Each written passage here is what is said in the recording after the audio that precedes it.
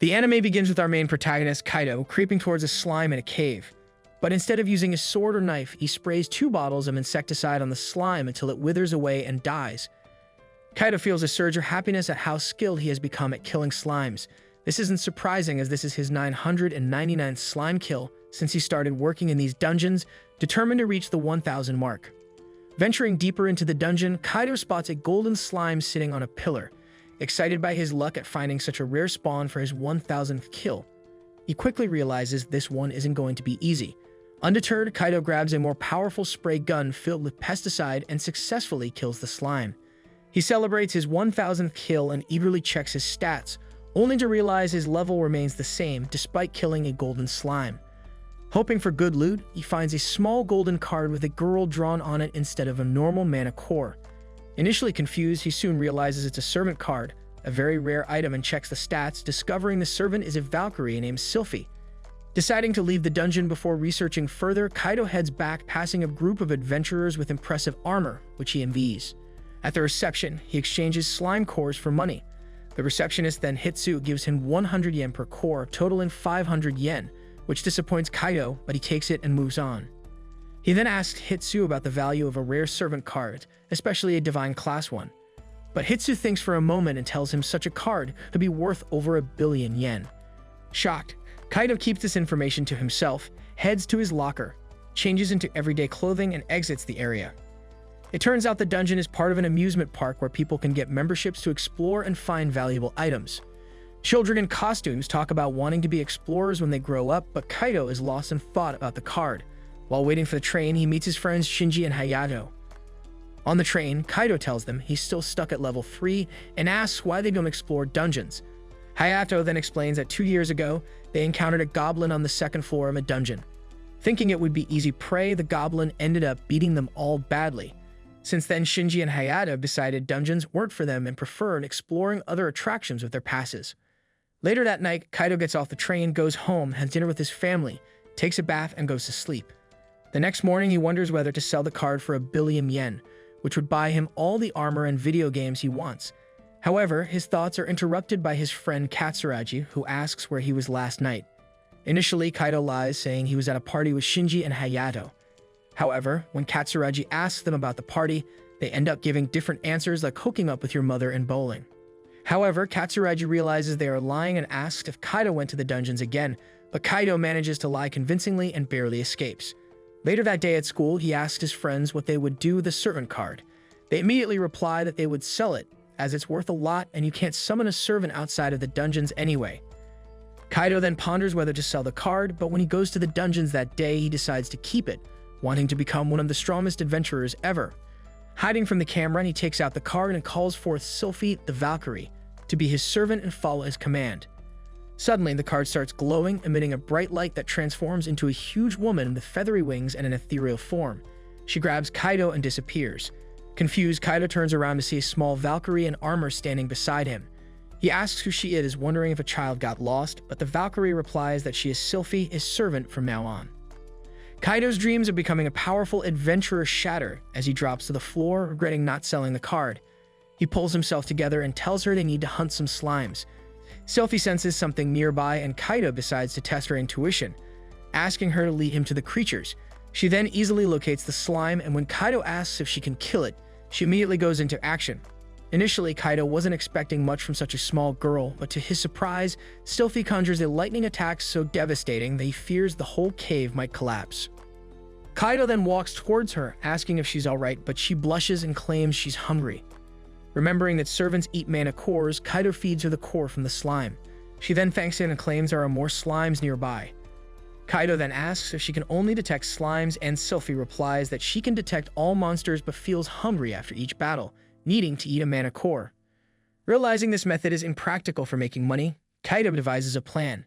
He tells Sylphie to track down the slimes, which she happily does.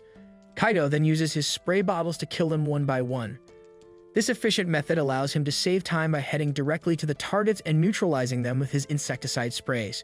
After killing a bunch, he levels up to level 4 and gains a new passive skill called Slime Slayer, which boosts his stats by 50% when fighting slimes. Though initially disappointed with his new skill, Sylphie raises his spirits by saying that gaining a skill is an achievement in itself. Kaido smiles, thanks her for the help, and says he will return home as it's getting late. But Sylphie asks if he will summon her again soon, and he promises to do so as soon as possible. He then recalls Sylphie back to her servant card and heads to the reception to sell the manacores.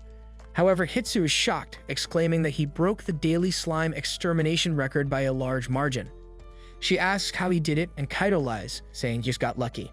He then takes his 15,000 yen reward and heads home. Later that night, he contemplates venturing to the second level of the dungeon. Despite his fear of goblins, he believes Sylphie's strength will help him defeat them. That night, he dreams of a childhood memory, sitting in front of the TV with Katsuragi, watching an interview with Katsuragi's dad, a famous adventurer. The interview fills Kaido with amazement and solidifies his desire to follow in the same footsteps. The next morning, he wakes up with newfound conviction and confidence. Equipped with a new sword and shield bought with his reward money, he heads to the second floor of the dungeon alongside Sylphie, determined to clear all the dungeons and become the most famous adventurer in the world. As they enter the cave and walk for a while, Sylphie notices something is wrong. She then asks Kaido if he's okay, seeing that he looks pale and is shaking. Terrified of the cave, Kaido lies, saying he's just excited. But when Sylphie senses a goblin nearby, Kaido immediately turns and starts running. Sylphie, confused, asks what he's doing, but Kaido lies again, claiming he has urgent work at home. However, he suddenly remembers Katsuragi's dad from the TV interview and stops, deciding not to give up on his dreams, and grabs his wooden sword. They soon find a goblin sleeping behind a giant rock, but Kaido is too scared to act and asks Sylphie to kill it. She quickly agrees and begins chanting her spell. Suddenly, the goblin wakes up ready to fight, but Kaido jumps in between with his sword and tells Sylphie he's changed his mind. He rushes towards the goblin but misses his strike as the goblin backs off. The goblin then attacks, trying to ram Kaido to the ground, but he blocks the hit with his shield at the last moment. Seizing the opportunity, Kaido rushes in with his sword, but the goblin blocks the strike, disarming him and jumping to give him back shots. However, Kaido falls backward, defenseless, but remembers his sprays. Quickly, he sprays the goblin's eyes, blinding it and giving him a chance to land the final blow. But as he retrieves his sword and rushes towards the goblin, he trips over a rock and accidentally stabs the goblin in the chest, killing it instantly. Sylphie congratulates Kaido, who is still terrified but relieved to be alive. He then grabs the mana core and a golden glow emits from him, telling that he's leveled up again. Checking his stats, he discovers a new skill called Goblin Slayer. Although he has mixed feelings about this seemingly useless skill, he decides to accept it and move on.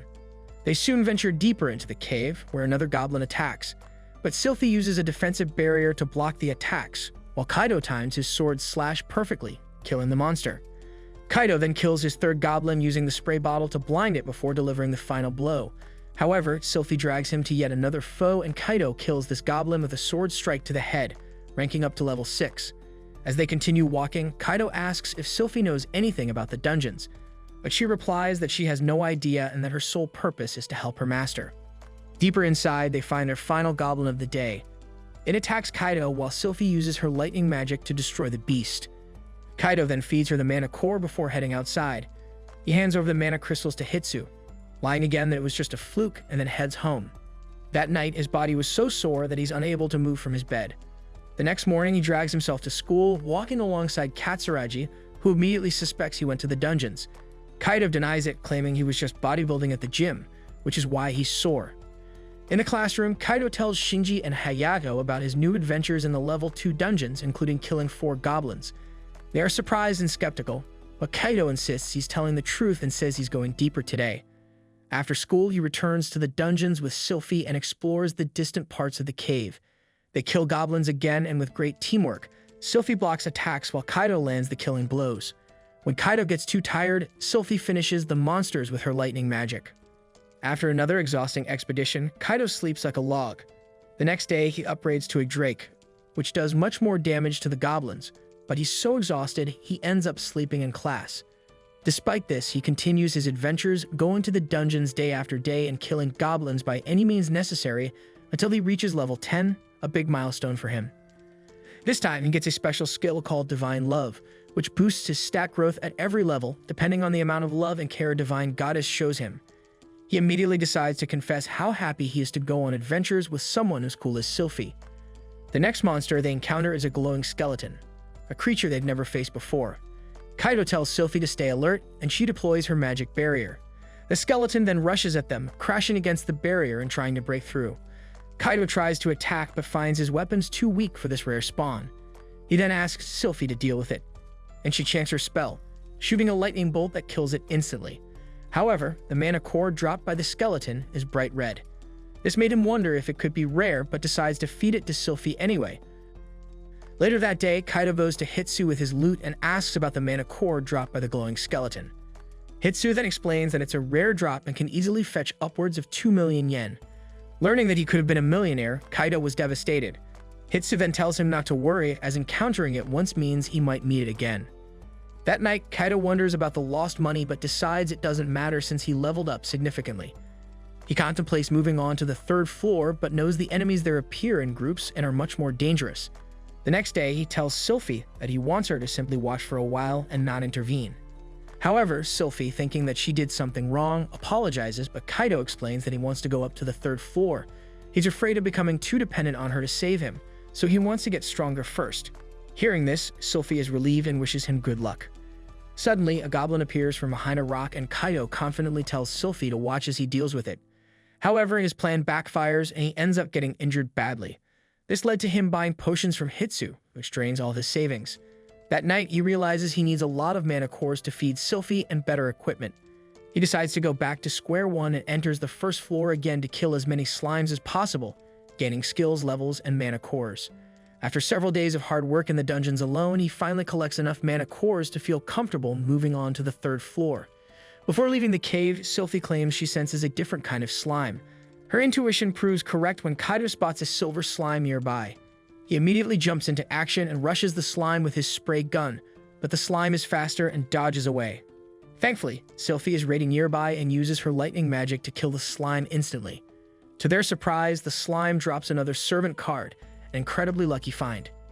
Kaido then picks up the card and sees it's a demon rank card for a servant named Luce. He looks at Sylphie, who seems visibly upset by the card and soon realizes that demons and goddesses must not get along well. Despite this, he decides to follow his own wishes without consulting Sylphie and summons the demon servant right there. A huge red flame envelops them, and a large demon mommy emerges, flying straight through Kaido in her ethereal form, just like what happened with Sylphie. Soon he looks down and spots another summon, this time a demon with bat wings and horns. Kaido is devastated to see that Lucilia looks nothing like the beautiful mommy shown on the card. They soon introduce themselves, but Lucilia quickly thinks Kaido seems neither reliable nor smart. However, Sylphie isn't fond of her belittling their master, but Lucilia tells her not to worry as every demon is like this, and Sylphie reluctantly accepts this. Lucilia then asks about Sylphie, noticing she looks like a Valkyrie, but Sylphie confirms that she is Kaido's servant just like Lucilia, and looks forward to working together. Suddenly, Lucilia demands food, but Kaido refuses, saying she hasn't done anything yet. Sylphie then notices a slime nearby, and Lucilia smugly steps in to do her job. She uses an overpowered attack called Hellfire of Destruction to obliterate the slime, and Kaido feeds her the core. However, Lucilia demands more as she is not satisfied, but Kaido tells her he has no more cores. She calls him a cheapskate and begrudgingly uses her other attack, Breath of Erosion, on a goblin, practically melting it. But Sylphie and Kaido find it too gross to watch. Kaido then gives Lucilia the core, which she likes better than the slime core, and suggests exploring lower floors for tastier cores from stronger monsters. However, Kaido stops her, saying there are more monsters on the 3rd floor. Lucilia doesn't see any problem with this, but Kaido insists they need new weapons and supplies first. So Lucilia agrees to listen to him, especially after Sylphie tells her to obey their master. The next day, the three head to the 3rd floor. This time, Kaido has bought a crossbow as his new weapon.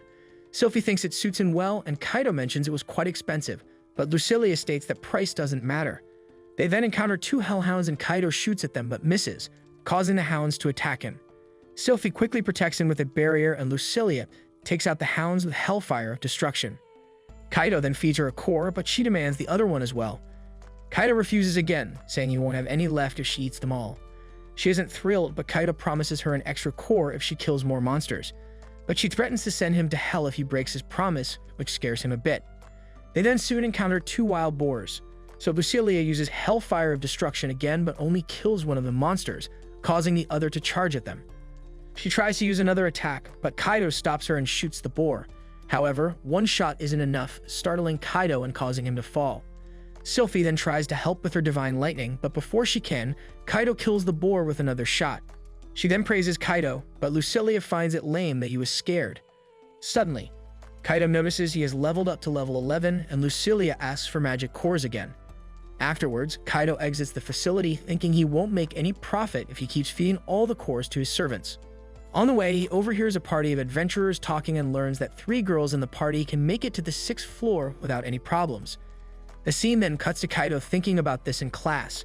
He is sure their party can make it to the 6th floor as well if they work hard. He daydreams about advancing further into the dungeon and his classmates wake him up from his delusion. Kaido's classmates wonder how he can be so carefree given that even they don't have enough points to get into their school of choice. They soon find out that he is carefree because he hasn't decided on a school yet. However, Katsuragi overhears this and asks Kaido which school he will choose. Unsure what to say, he asks her school of choice first and she tells him she's going to Oka Academy, wondering if he will enroll there as well.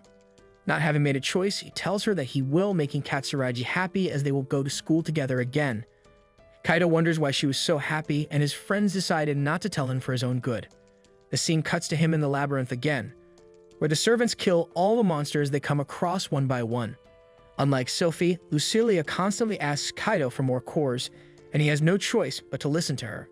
Sophie isn't happy about this, but Kaido doesn't catch on.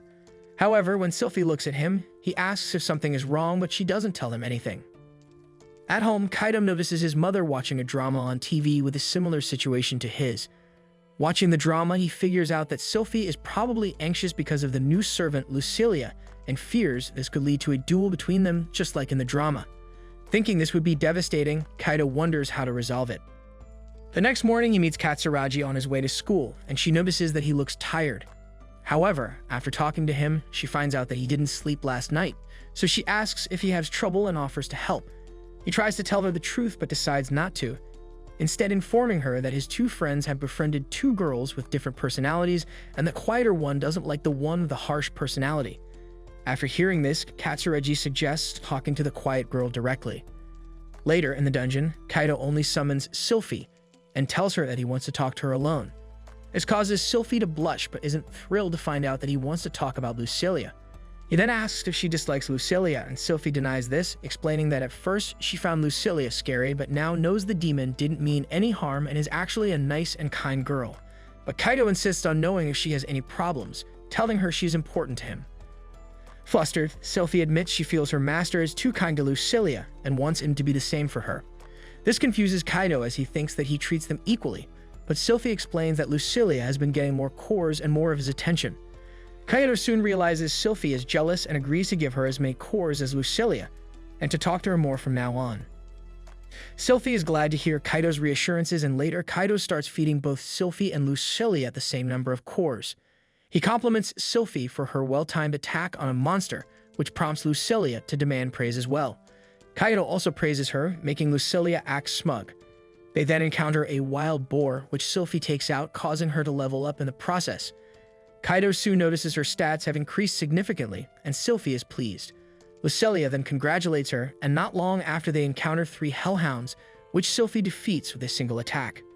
They soon fight another wild boar, with Sylphie defending everyone with a barrier. There, Kaido observes that her barriers are more durable now. Lucilia tries to attack the boar, but Kaido stops her, wanting to handle it himself. He then feeds Sylphie some cores, which annoys Lucilia as she didn't get to fight. But Sylphie softly asks Kaido for more cores, making him realize that leveling up has increased her appetite as well. That afternoon, he exchanges the cores for money, and the appraiser notes that Kaido has been bringing fewer cores lately, expressing dissatisfaction. The next day, Kaido kills 25 slimes on the first dungeon level, and Sylphie praises him, but Lucilia is unhappy about not getting to fight. Kaido explains that he can't save up magic cores if she fights too, so Lucilia questions why he summoned her, but Sylphie expresses her happiness to support Kaido. Kaido appreciates her support, making Lucilia happy, though she doesn't admit it openly. She then quietly agrees to continue supporting him.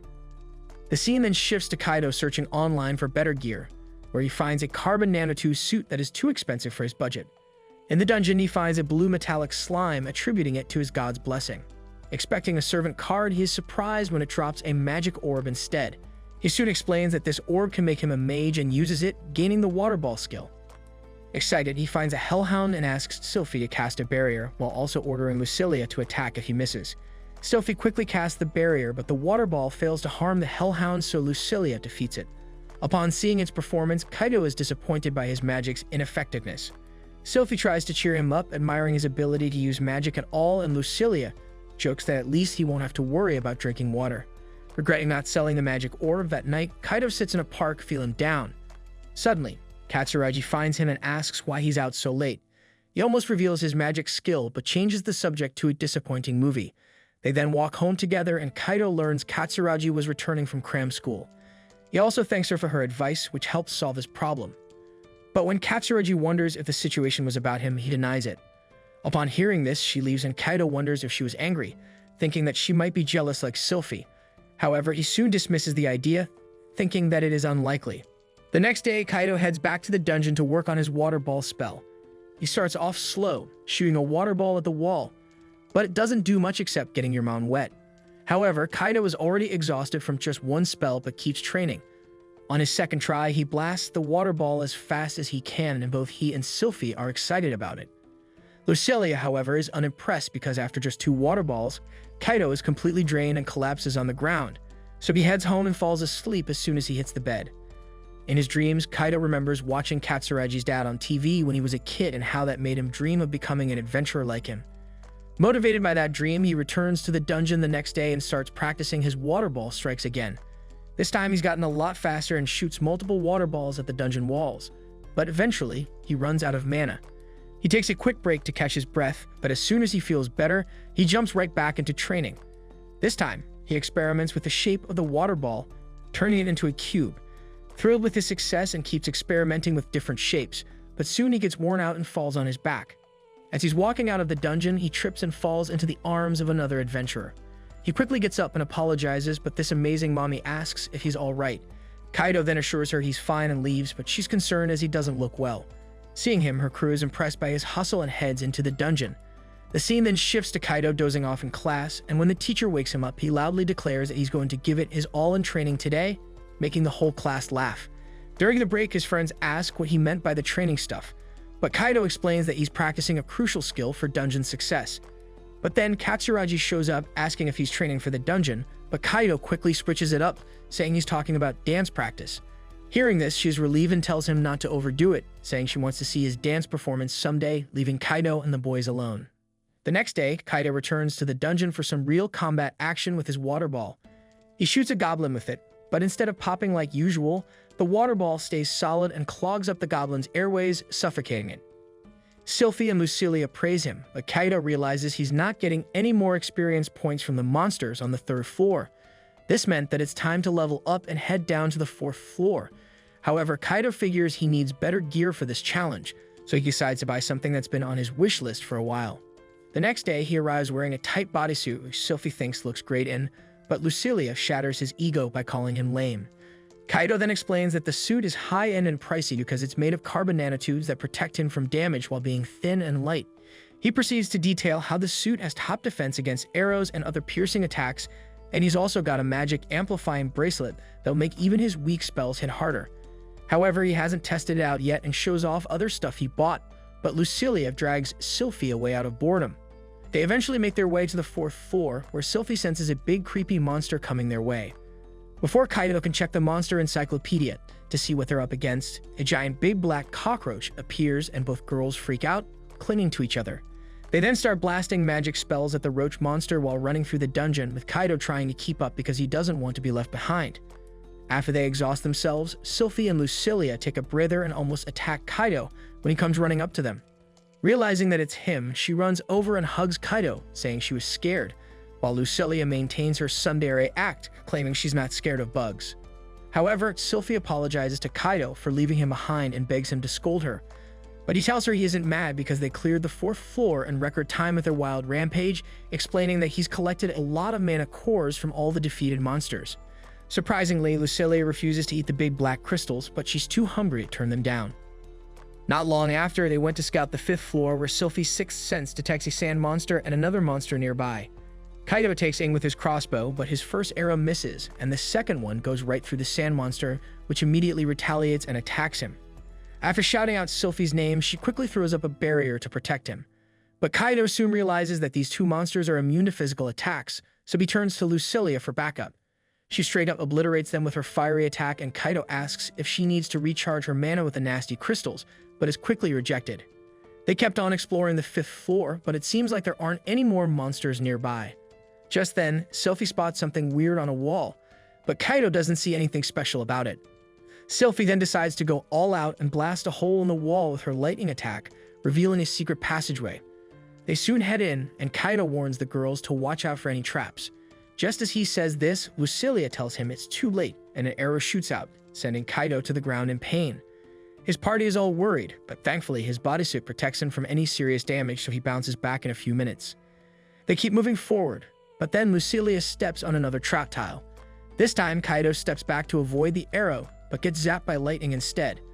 Surprisingly, he's totally fine and feels a bit energized by this. Shyly, Lucilia tells him to stop making her worry, but when he asks if she was actually worried about him, she goes full tsundere, denying it again. Eventually, they come across a massive gate with a badass painting on it, and Sylphie senses a crazy strong presence on the other side. But as Kaido's ready to call it a day and head home, the two girls didn't let him off the hook that easily. He then tries opening the gate, but it won't budge. So Sylphie just unleashes her lightning attack on it, breaking it open. They soon step inside and come face to face with two badass monsters. One's a red version of your father, and the other's a massive slime equivalent to the size of your mother.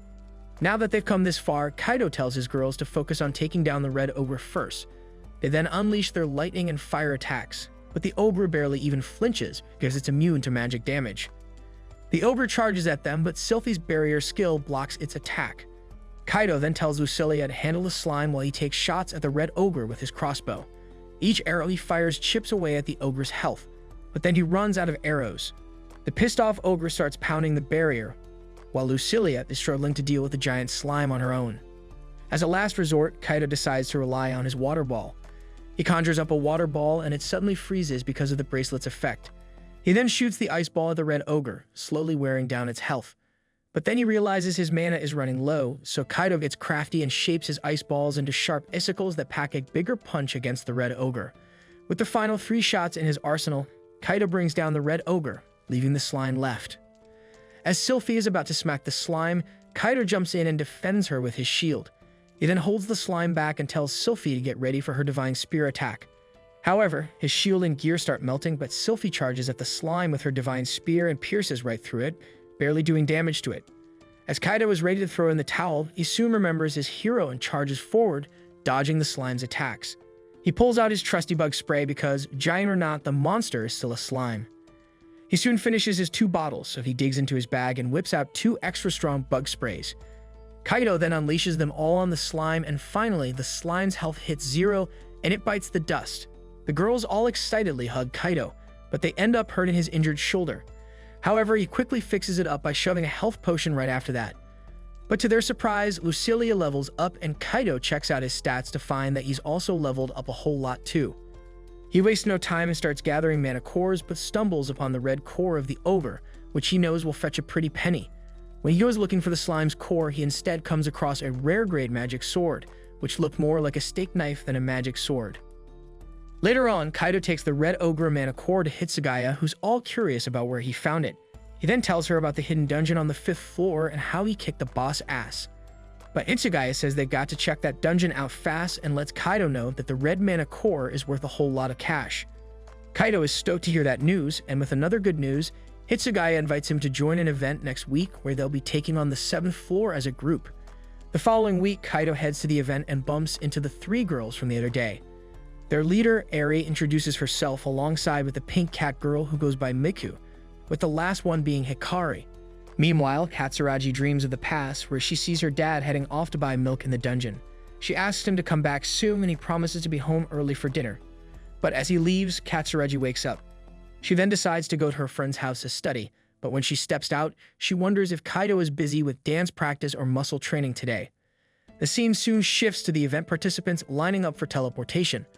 There, Kaido's crew is holding hands in the teleport circle, and suddenly, they find themselves on the 6th floor. Kaido is relieved they arrived safely, admitting it's only his 2nd time using the gate, the first being yesterday from the 6th floor to the ground. However, his teammates shared that it's the same for them, and they too were nervous. They soon meet a staff member who guides them to the stairs leading to the 7th floor, informing them that today's event will last 3 hours. Near the stairs, they spot a convenience store. Eri then asks Kaido if he needs anything, and Kaido, finding it convenient, decides to buy refills for his pesticide spray. His teammates, however, notice his heavy luggage, but he finds it odd they're traveling light. They explain it's because they have magic bags, shocking Kaido since those cost as much as a mansion. They then reveal their parents bought the bags for them, making Kaido realize they come from wealthy families. Eri then asks if Kaido has the proper equipment. However, embarrassed, he admits he's been gradually buying gear with money from selling magic cores. Meiko then points out he's only wearing a tight suit, and Hikari scolds her for being blunt. They soon gear up and head to the 7th floor, where they discuss the golem-type monsters that appear there. Suddenly, they spot shadows and quickly prepare for battle, but it turns out to be staff members cleaning the dungeon who encourage them before moving on. Not long after, Kaido shares that he's level 16 and learns that Eri is level 18 and Hikari and Miku are level 15. Meiko then also mentions Hikari's high MP, surprising Kaido since he has half that, finding her impressive. Soon, they encounter a stone golem and Eri instructs Hikari to use her magic while Miku protects Eri during the fight. Kaido is told to watch Eri's back, but she quickly defeats the golem on her own, impressing Kaido. Next, they face a bronze golem which Hikari traps with an earth wave spell. Miku's servant, Snatch, then dodges its attacks and uses a wind spell before Hikari finishes it with a fireball. Suddenly, an iron golem appears behind them. However, Kaido's crossbow is ineffective and Eri struggles to damage it. Hikari's fireball and Miku's snatch also fail, and the golem injures Snatch. Feeling cornered, Kaido thinks of summoning Sylphie or Lucilia, but drops a plate knife from his bag, remembering reading about a magic sword online. He learned that the magic sword can deal whatever damage the user imagines, so Kaido decides to visualize himself defeating the monster. He asks Hikari to use Earthwave to trap the monster, which she does, immobilizing it, and requests Eri to distract the monster, and she launches a barrage of attacks. Kaido then attacks the monster from behind with a magic sword, imagining it exploding, and the monster indeed blows up. Later, they sit in a cafe discussing their dungeon exploration. They talk about Kaido's tiny sword, and Kaido explains that he got it as a drop item recently and is relieved it works since it was his first time using it. However, he asks Miku how Snatch is doing and is relieved to hear that Snatch is fine. Kaido then mentions that it was his first time seeing a carbuncle, and that he's never even seen one in a video before.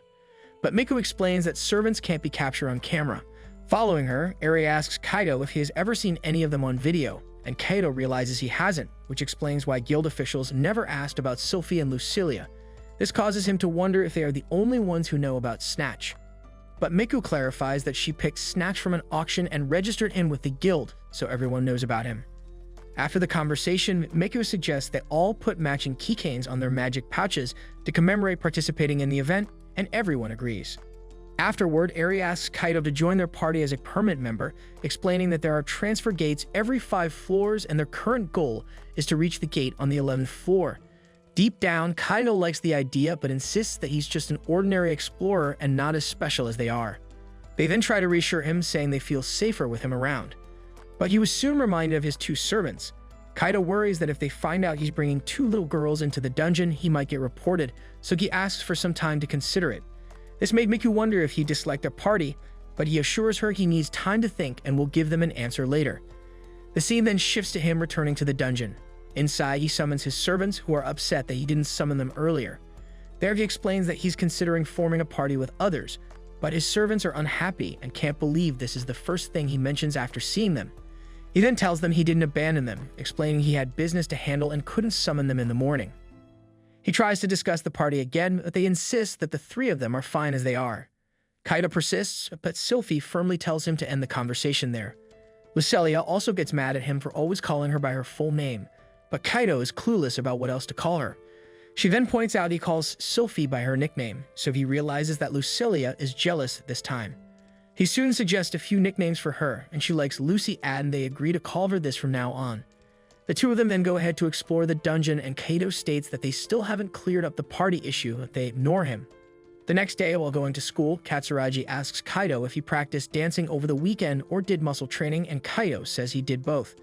She's glad to hear this and asks if he'd like to go shopping with her next Saturday, and he shyly agrees. Katsuragi then notices one of her friends ahead and walks the rest of the way with her. However, Kaido also encounters his friends on the way, and they have heard about the shopping trip. They wonder if they're going on a date, but Kaido doesn't think Katsuragi would be interested in dating him. His friends are disappointed by how clueless he is, So they then ask him about the event and if he partnered with an older person, but he informs them that he joined a party of 3 girls. Hearing this, his friends wonder if the dungeon is more fun than they expected and consider heading back in there themselves. The scene then cuts to Saturday, where Kaido picks up Katsuragi from her home and they head to the subway station. There, Kaido notices a broadcast of the dungeon TV show. Watching it, we learn that magic cores are valuable resources that can be traded for money. Despite their value, the exact use of their unknown energy is still a mystery. Katsuragi, however, noticing Kaido's interest, tells him to forget about the dungeons for today and focus on their shopping trip. As they walk around town, Katsuragi wonders when was the last time the two of them went out like this. But Kaido thinks back to their childhood, remembering her dad taking them to various places. They then hit the stores for some clothes shopping, where Katsuragi tries on a few outfits. Finally, she asks which one he likes best, and he picks the one she's currently wearing. Afterward, they head to the park, where Katsuragi spots some boats and suggests they go for a ride. As they paddle around, Katsuragi notices some beautiful fish in the water, but Kaido thinks she's even more beautiful. Seeing couples in the other boats, Kaido briefly imagines they must look like a couple too, but quickly dismisses the thought, reminding himself they're just hanging out. Katsuragi soon notices that Kaido looks more muscular than usual and comments that his muscle training is paying off. This flustered the boy, and she says that they should have more outings like this. The scene then cuts to them sipping juice, both enjoying the flavors, but Katsuragi asks if Kaido wants to try her flavor, and Kaido agrees, offering her a sip from his glass. After tasting her flavor, he thinks it's pretty good. However, Katsuragi hesitates for a moment, thinking of it as an indirect kiss, but then goes for it nevertheless. They head back to the subway station and spot an advertisement about the dungeon again. There, Katsuragi sees a dad holding his daughter and tells Kaido she wants to visit another place. She soon leads him to the dungeon theme park, and he wonders if she wants to go inside since the parade and fireworks are about to start. However, she just asks if the dungeon building is inside the park, explaining that's where her dad is. We learn that she had been dreaming about the last time she saw her dad, who had promised to have dinner with her but never came home. She also questions why he even goes into the dungeon. But before they go home, Katsuragi tells Kaido that she had a great time today and suggests that they head home. Deep in his heart, Kaido knows she's worried about her dad, but he is determined to prove that he can be a hero just like him. During his next venture into the dungeon, Kaido experiments with his abilities by coating his magic sword with his water ball spell. Lucelia is skeptical about whether this will work, but to their surprise, it is a success. Using this technique, Kaido defeats a stone golem in one hit. Sylphie is delighted and claps for him, telling Lucelia that their master is quickly becoming stronger. However, Lucelia immediately responds, suggesting that it must be because of a woman, which catches Kaido off guard.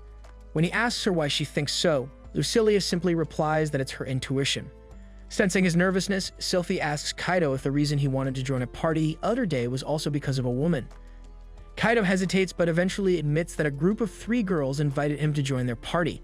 This causes Sylphie to feel a bit insecure, but Lucelia assumes he doesn't want to waste any more money on them.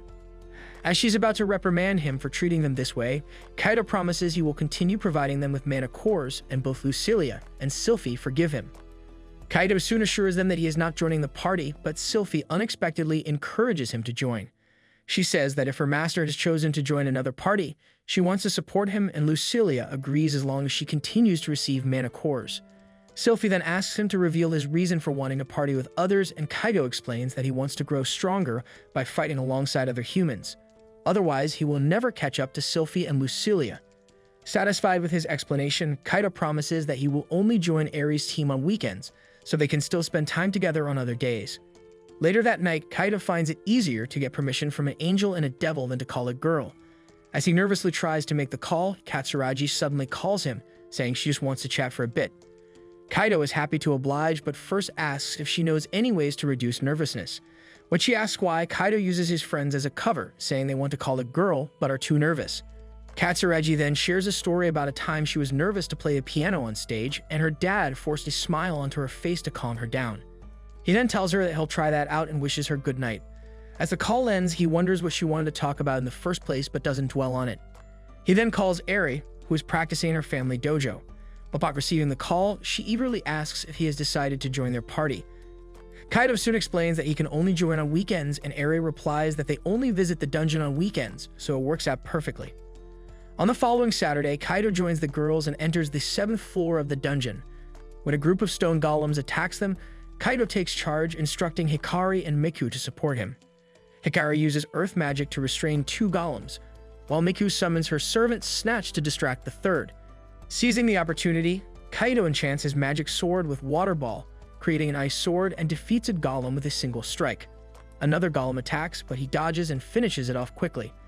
The girls are curious about when Kaido learned magic and why his Water Ball took the form of a sword. He explains that he knows only one water spell and has been experimenting. Eri, however, compliments his Ice Blade and his leadership, finding it hard to believe it's his first time fighting with a group. To avoid more questions, Kaido praises Eri's skill with her weapon, and she mentions she's been practicing since childhood. Suddenly, Kaido's stomach growls loudly, and he asks the girls if they can take a lunch break. To his surprise, they have an entire kitchen set up in their magic pouches and prepare fried fish and grilled steak right in the dungeon. When Kaido returns home that night, he reflects on how Eri and her friends possess a level of generational wealth he can only dream of achieving. The following day, Eri plans to explore the 8th floor of the dungeon, which features aquatic monsters and water-based terrain. Since Kaido doesn't know how to swim, he buys a high-end life jacket to help him. But when they arrive at the 8th floor, Snatch, Miku's servant, detects a monster in a pool of water. Suddenly, a salamander emerges from the pool and spits acid at Kaido, melting his expensive life jacket instantly. Kaido cries out, demanding the monster refund him for the life jacket, but it spits more acid at him, forcing him to dodge. Miku then shoots the salamander with a crossbow Kaido lent her, as he was no longer planning to use it. They soon encounter more water-themed monsters and spend much of their time running from them. A squid monster flings Kaido into a pond, and he flails around because he can't swim. However, Eri tells him to stop being a wimp since the water is shallow. Next, they face flying tuna monsters that leap out of the water to attack them. Kaido fights them with his magic sword, while the girls use their weapons to thin out the fish monsters. As Kaido runs low on ammo, he notices Eri effortlessly slashing down monsters with her long-handled blade. Inspired, he shapes his ice sword into a similar weapon and starts taking down the fish monsters, though each slash drains a significant chunk of his mana. The girls notice him cutting down the monsters with ease, but Kaido collapses after using up all his mana. When he wakes up, he finds himself resting on Eri's lap and quickly sits up, apologizing for troubling her and assuring her he's fine.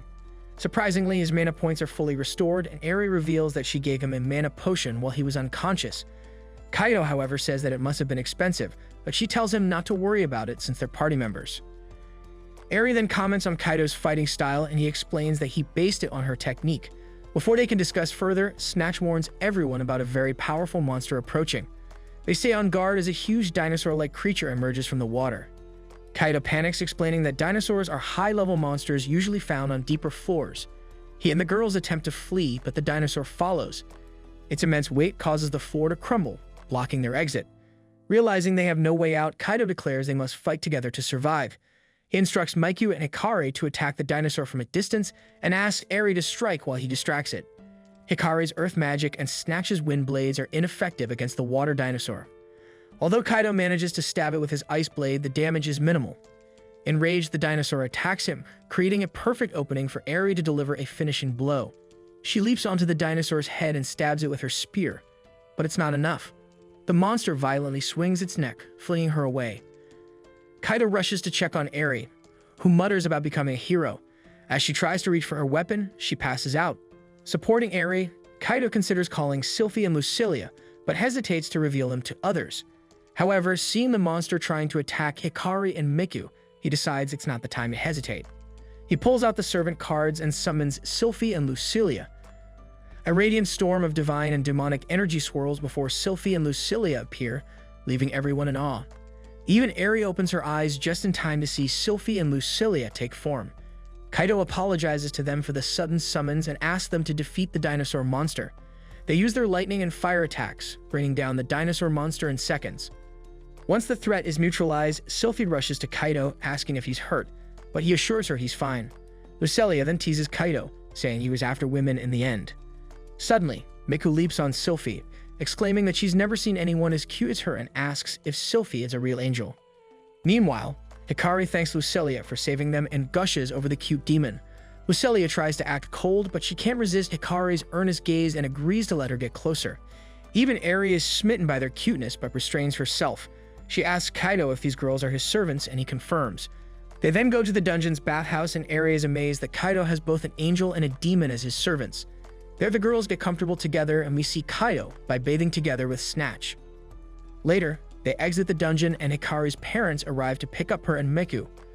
Once alone, Kaido recalls Eri's determination to return to the fight despite being knocked out, wanting to be a hero. He asks if they can talk about it, learning that her dad inspired her to be a hero who faces great challenges and saves everyone. Kaido feels they share a similar spirit. Eri then invites him to an open campus event at her university the following weekend. Kaido discusses the event with his friends, knowing Eri attends a prestigious university.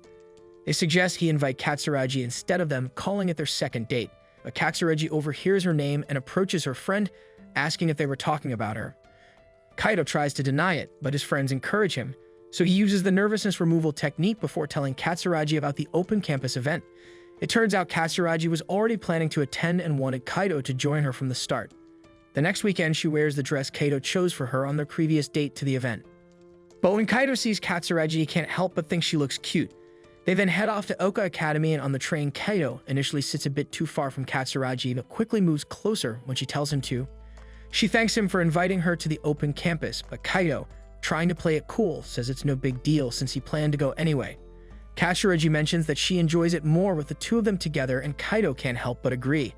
For a moment, it feels like a date, but he quickly reminds himself they're just checking out the academy. But it turns out Shinji and Hayato are also on the train, equally excited.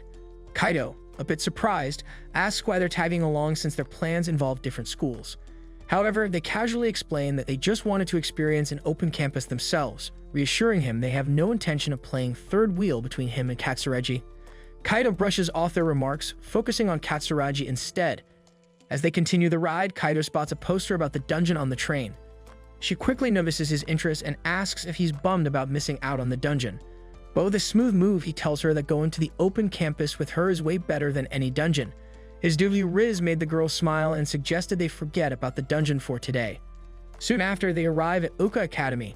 The grand campus immediately impresses them, and one glance is enough to tell this is where the elite gather. Katsuragi suggests heading to the reception, and on the way they pass by some beautiful cherry blossom trees. Katsuragi imagines the two of them walking together under these cherry blossoms next spring, and Kaido can't help but picture the same. Lost in his daydreams, Kaido starts to drift off, but Katsuragi quickly snaps him back to reality. Realizing he's getting ahead of himself, Kaido resolves to focus on studying hard and passing the exams to make his dream come true. He reminds himself that even if they both get into the academy, they'll just be classmates, and with that, he pushes his fantasies aside. After arriving at the reception, Kaido spots Eri, who seems eager to get to know him better. She casually wonders if he's brought his friends along, but before Kaido can even finish introducing them, his friends, suddenly energized by the sight of a beautiful girl, jump in to introduce themselves with an air of dignity they rarely show. Eri then asks if the girl with him is his girlfriend, but Kaido quickly clarifies that Katsuragi is just his childhood friend and neighbor. She then tells them to explore the campus on their own for a bit and mentions that she'll give them a proper tour when she's free from her duties. As they leave, Eri feels oddly relieved that Katsuragi isn't Kaido's girlfriend, though she's not quite sure why. As they wander through the academy building, Katsuragi, ever curious, asks Kaido how he and Eri met. Kaido explains that they cross paths in the dungeon, and the temperature seems to drop as Katsuragi shoots in a cold look. The atmosphere gets even frostier when Kaido, without thinking, mentions that it was Eri who tipped him off about the open campus. Katsuragi, trying to keep her cool, spins the situation positively, saying that they should be grateful to Eri for giving them the opportunity to come here together. She reminds Kaido of his promise not to talk about the dungeon today, and though her tone is calm, the underlying anger is hard to miss. Sensing the tension, Kaido's friends quickly pull him aside, away from Katsuragi. They ask if Eri is the person he mentioned when he talked about forming a party, and when he confirms it, they can't help but feel a pang of envy, regretting that they gave up on being explorers. Putting their jealousy aside, they advise Kaido to watch what he says around Katsuragi, considering how concerned she was about his dungeon sessions. The group then continues their tour and makes their way to the auditorium, immediately struck by how much bigger it is compared to their schools. Katsuragi points out the electronic blackboard and mentions that students here even use tablets for their classes. Impressed, they also notice the sheer number of clubs available at the academy. Kaido also spots an advertisement nearby, and being the dungeon geek he is, starts to compare it to what they have in the dungeons, but his friends quickly shut him down. After checking out a few more spots, they head to the garden. The peaceful atmosphere wins them over, and Kaido's friends start to think that this academy is pretty amazing. It's too bad their grades aren't good enough to get in, but Kaido, the optimist, says he'll just have to study harder if he wants to make it here. His friends, though, are more concerned about how he'll afford the tuition. But Kaido starts to mention earning money through dungeon exploring, but catches himself since Katsuragi is there instead, says he'll get a part-time job. The four of them then take a moment to relax, and Katsuragi casually mentions how nice it would be to take breaks like this together between classes. Kaido agrees, letting his mind drift into a daydream about it until Mikyu and Hikari show up, snapping him out of it. They tell him that Eri mentioned he was here, and once again, his friends switch to Mommy Riz mode upon seeing the girls. Initially, Mikyu and Hikari spot in Katsuragi assume she's Kaido's girlfriend, but he quickly clears that up, just like he did with Eri. Kaido remembers that Mikyu is still a second year and Hikari a first year, making him wonder why they're even touring a college already. But Hikari says she wanted to check it out while she could, as it's a good opportunity. Katsuragi then asks how they know Kaido, and before he can even think of a response, the girls bluntly reveal that they're in a dungeon party with him. Katsuragi's mood instantly chills, but thankfully Eri arrives just in time to break the tension. She suggests they all head to the cafeteria for something to eat, and everyone eagerly agrees. The scene then shifts to them in the cafeteria, and everyone is blown away by the incredible menu. Eri points out that since it's a school cafeteria, the food is surprisingly affordable, and soon they dive into their meals, loving every bite. It's then revealed that this is the first time the rich girls have ever eaten in a cafeteria, and they're actually enjoying the experience. When Katsuragi goes to get a refill, Kaido offers to do it for her, but she suggests they grab enough for everyone, so the two of them head off together. Meanwhile, Hayato asks the girls if they've ever encountered a certain instructor during their explorer training. They recall meeting him and agree that they all disliked him because he was so strict. The boys nod in agreement, and Hayato starts to mimic the instructor's behavior, which gets a laugh from Hikari, who thinks he nails the impression, making him feel smug after the compliment. Miku then wonders if Shinji and Hayato are also explorers, and they admit they are, though only technically, since they completed the training but didn't pursue it further. Hayato mentions that the lectures were so long that Shinji kept dozing off, but Shinji quickly points out that Hayato wasn't much better. Hayato goes on to explain that's why they didn't know dungeon items are only effective within a 3 kilometers radius of the dungeon. He recounts how he once tried to use potions after getting hurt in a race, only to end up wasting all of them. Eri explains that this is the reason a theme park was set up within that 3 kilometers radius, and she mentions that all manufacturing and research of items and potions happen within that area. She adds that there are tons of rules and it's hard to keep track of them all, with the boys nodding in agreement. Shinji and Hayato soon chime in, saying at least the amusement park is fun, and Eri agrees, adding that the dungeon staff does an amazing job managing the park. As they continue chatting about how awesome dungeons are, Katsuragi overhears since she's standing right behind them. She and Kaido then hand out drinks to everyone, and she can't help but wonder why people are so obsessed with exploring dungeons. Afterward, they continue their tour and check out the swimming pool. A sight of the pool reminds him of the time Katsuragi saved him from drowning when they were kids. Mikyu overhears this and realizes that Kaido still can't swim, and Hikari feels a weird twinge in her chest, seeing him so close to Katsuragi. Mikyu is clueless about what's going on and asks Hikari about it, and Hikari admits it's a strange, unfamiliar feeling. They move onto the soccer field, and Hikari stumbles on the stairs, but Kaido is right there to catch her, leaving her blushing in his arms. She thanks him, and Eri throws in a compliment about Kaido's quick reflexes. Mikyu, not wanting things to get too awkward, reminds Kaido to put Hikari down, which he eventually does. Just then, a soccer player accidentally kicks a ball toward Mikyu's face, but Kaido, channeling his inner Cristiano Ronaldo, steps in and saves her. Both Mikyu and Hikari are left swooning, their hearts skipping a beat. Seeing this, Kaido's friends can't help but think he's pretty cool, and Eri suggests they head to the dojo next. At the dojo, Eri has a moment of self-reflection, wondering why she invited them there when it wasn't part of the plan. It's clear she just wants to impress Kaido, so she shows off her skills with a sword. After she finishes, everyone applauds, showering her with compliments. Eri, however, only cares about what Kaido thinks, and it dawns on her why she wanted to show off in the first place. As the day wraps up, Kaido and his friends get ready to leave the academy. Eri and the other girls exchange contact info, with Katsuragi offering help if they have any questions about the academy. Shinji and Hayato, not wanting to miss out, ask if they can get the girls' contact info too. They agree, and the boys are over the moon. Kaido and his friends thank Eri for the tour, and they head out, leaving with a lot more than just memories of the campus. On the train ride back home, Kaido is feeling pretty good about their visit to the academy, but his friends are way more focused on the girls they met. Hayato then asks Shinji which girl caught his eye, but they can't seem to pick just one. They start joking about how they should dive back into exploring dungeons, but Kaido quickly reminds them they're not supposed to be talking about this stuff, especially with Katsuragi right there. She gives them a smile, but anyone paying attention can tell it's got a bit of a sharp edge to it. Later, as Kaido and Katsuragi walk home together, he promises her that he's going to study hard so they can both make it into Oka Academy. She wishes him luck, but then, out of the blue, asks which of the three girls was his type.